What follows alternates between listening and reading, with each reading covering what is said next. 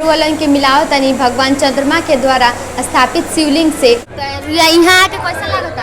अच्छा लगता है। तो ई मंदिर के बारे में कुछ जानकारी बता सकता जो खूब बढ़िया से पूजा पाठ होता, खूब निमन लगता। ये इंटरनेशनल लेवल का मंदिर है। ऐसे भगवान सोमेश्वरनाथ महादेव का प्राचीनतम तीर्थ स्थल संपूर्ण बिहार का है, जहां भगवान श्री राम, आदि गुरु शंकराचार्य और पांचों पांडवों सहित ये सभी लोगों ने अपने मनोरथ सिद्धि के लिए यहाँ भगवान सोमेश्वरनाथ महादेव का जलाभिषेक किया है और अपने मनोरथ को सिद्ध किया है। नमस्कार, प्रणाम। हम निशा रोलन के स्वागत करतानी झलको बिहार में। आज रोलन के हम एक दर्शन करवाए जा रहल बानी बाबा सोमेश्वरनाथ के, जे कि अरेराज में स्थित बानी। मोतिहारी से 28 किलोमीटर के दूरी पर गंडक नदी के समीप में ई मंदिर बनल बाटे और मंदिर स्थित बा। आई रोलन के एक आज एक झलक दिखा रहल बानी। आई अब हम रोलन के मिलाओ तनी भगवान चंद्रमा के द्वारा स्थापित शिवलिंग से कितना शोभनीय और कितना सुसज्जित तरीका से ई भगवान के स्थापना भगवान सोम कैले बानी। अब यहाँ के जो पुजारी जी बानी उनकरा से चली जानल जाओ कि हाँ यहाँ पे कितना दूर दूर से और भक्तगण काहे ला यहाँ पे दर्शन करे आवेनी। यहाँ तो बहुत दूर दूर से लोग आते हैं। उत्तर बिहार, नेपाल और उत्तर प्रदेश, यहाँ से लोग लगभग आते हैं पूजा करने। ये इंटरनेशनल लेवल का मंदिर है। आइए अब मिलते हैं सोमेश्वरनाथ बाबा के मंदिर के बहुत ही प्रसिद्ध महंत जी से, जिनका नाम है बाबा रविशंकर गिरी। ये यहाँ के बहुत ही प्रसिद्ध और प्रकर्मी बाबा हैं। अब आइए जानते हैं बाबा के ही मुख से इसके बारे में। तो बाबा जी, आप यहाँ पे जो मंदिर है यहाँ पे कितने दिनों से हैं? सबसे पहले आपके चैनल का मैं इस सोमेश्वरनाथ पीठ पर बहुत स्वागत करता हूँ, अभिनंदन करता हूँ। और 2013 में हमने संन्यास लिया, उसके बाद से यहाँ भगवान की सेवा में लगे हुए हैं। विशेष अवसर यहाँ महाशिवरात्रि, वसंत पंचमी जो कि हाल ही में बीता है। अभी हम लोग 11 मार्च को महाशिवरात्रि की तैयारी में लग गए हैं। फिर इसके बाद श्रावण मेला, फिर अनंत चतुर्दशी। ऐसे भगवान सोमेश्वरनाथ महादेव का प्राचीनतम तीर्थ स्थल संपूर्ण बिहार का है, जहाँ भगवान श्री राम, आदि गुरु शंकराचार्य और पांचों पांडवों सहित ये सभी लोगों ने अपने मनोरथ सिद्धि के लिए यहाँ भगवान सोमेश्वरनाथ महादेव का जलाभिषेक किया है और अपने मनोरथ को सिद्ध किया है। तो बाबा जी, आपके भक्ति का क्या उद्देश्य है?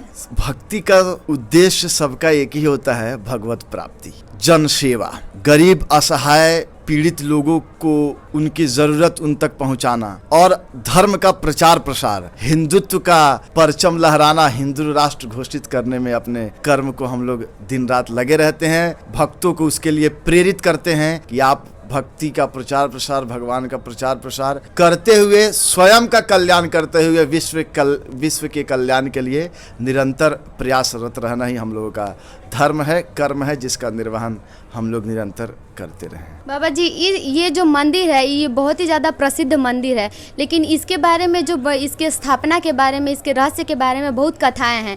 लेकिन आप जो इतने वर्षों से यहाँ पे रह रहे हैं, तो इसके रहस्य में के बारे में आप कुछ बताएंगे? भगवान सोमेश्वरनाथ महादेव, जैसे हमने बताया, प्राचीनतम तीर्थ स्थल है। ये भगवान स्वयंभू शिवलिंग के रूप में यहाँ स्थापित हैं, जो स्वयं इन्होंने अपना उदय यहाँ हुआ।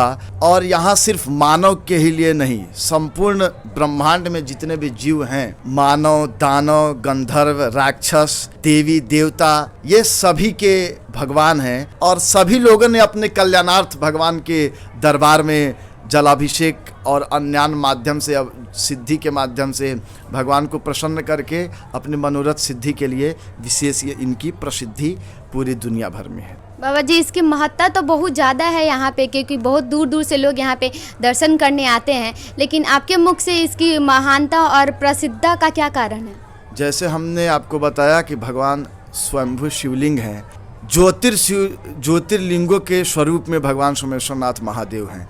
इसके अलावा आप हम लोग जब देखें कि रामायण काल में भगवान श्री राम माँ जानकी के साथ विवाह उपरांत जब वो जनकपुर से लौट रहे थे, तो इसी मार्ग से, चूँकि 1816 में सगौली संधि हुई और इस संधि से पूर्व नेपाल में प्रवेश का दूसरा कोई मार्ग नहीं था, और वैसे यह क्षेत्र भी नेपाल के हिस्से में रहा था। उस संधि के बाद भगवान, इस संधि के बाद ही ये भारत का हिस्सा हुआ, और उस संधि से के बाद ही मार्ग प्रशस्त हुआ। उससे पहले यहाँ गंडकी के किनारे गोविंदगंज घाट है, जिस घाट से होते हुए ही नेपाल में प्रवेश का मार्ग था।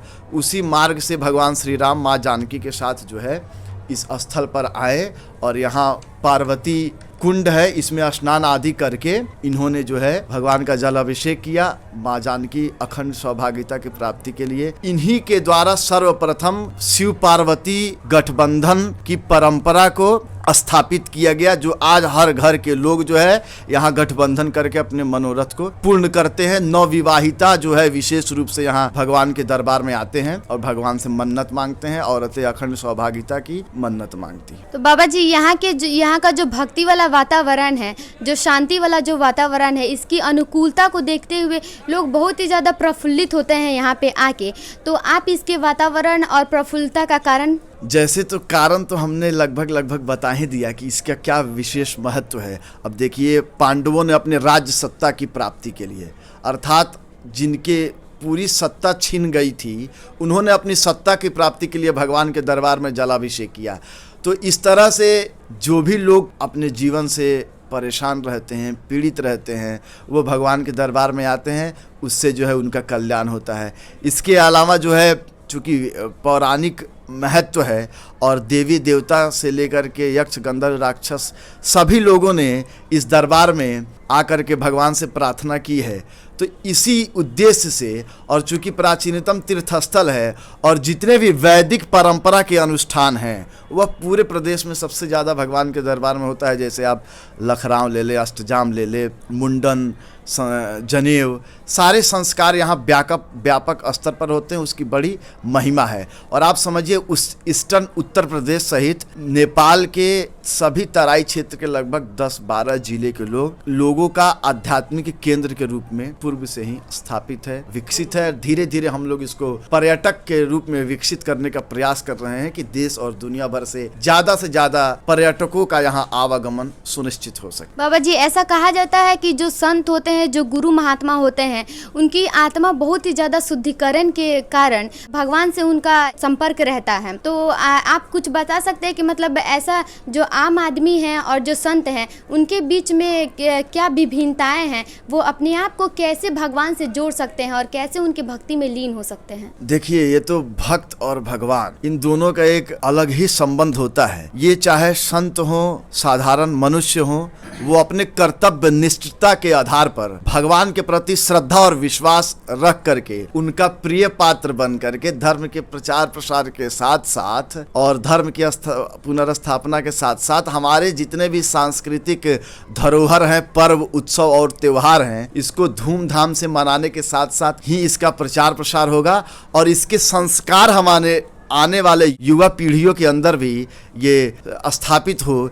इसी के भावना के साथ जो है जितने भी साधु संत महंत देश और दुनिया भर में होते हैं, वो इस मार्ग पर युवाओं को और नई पीढ़ियों को प्रेरित करते हैं कि आप अपने कर्तव्य को निर्वहन करते हुए भगवान के प्रति आस्था और विश्वास रखकर अपने संस्कृति से, अपने राष्ट्र से जुड़े रह कर के आप अपने कर्मों को और मजबूती के साथ और कर सकते हैं सफल।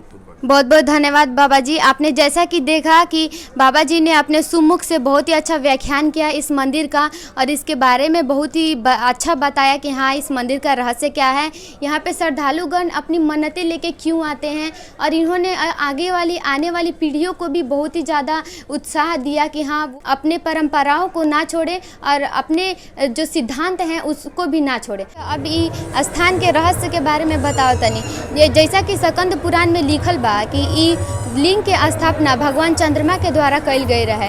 काहे कि जब चंद्रमा के अहिल्या परिकरण में श्राप देव गई रहे, तब अगस्त मुनि के पास गईले और अगस्त मुनि उनकरा के ओ समय कहले कि तू गंडक नदी के समीप जाके शिवलिंग के स्थापना कर और वहाँ पे पूजा अर्चना कर ताकि तहार ई श्राप और पाप धुल जाए। तो उस समय भगवान चंद्रमा ऐसा नहीं कैले और जाके शिवलिंग की स्थापना कैले गंडक नदी के समीप अरण्य राज में, जो कि एक बहुत ही घना जंगल रहे उस समय, और वहाँ पे स्थापना करके पूजा अर्चना कैले और उस समय से ये मंदिर के स्थापना हो गई। चंद्रमा भगवान के द्वारा और एक नाम पड़ल सोमेश्वरनाथ। सोमेश्वरनाथ एक नाम ए से पड़ल काहे कि भगवान चंद्रमा के हम एक और नाम से जानी जाला, सोम के नाम से, ओकरा वजह से एक नाम सोमेश्वरनाथ पड़ गई। और एक दर्शन बहुत ही ज़्यादा पराक्रमी और बहुत ही ज़्यादा उत्तेजित बन गई। उत्साहपूर्ण तरीका में लोग भक्तगण आवेले और एक दर्शन करेले। यहाँ सावन के महीना में बहुत ज़्यादा भीड़ लागेला, लाखन करोड़ों संख्या में लोग यहाँ पे आके दर्शन करेले और यहाँ पे अपन पूजा अर्चना करेले।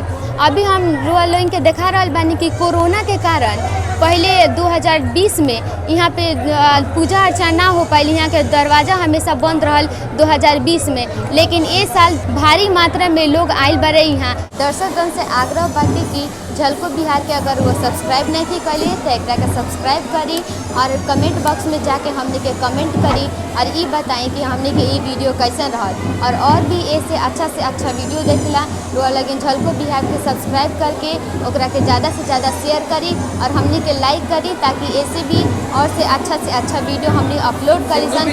जय हिंद, जय भारत, जय झलको बिहार। धन्यवाद।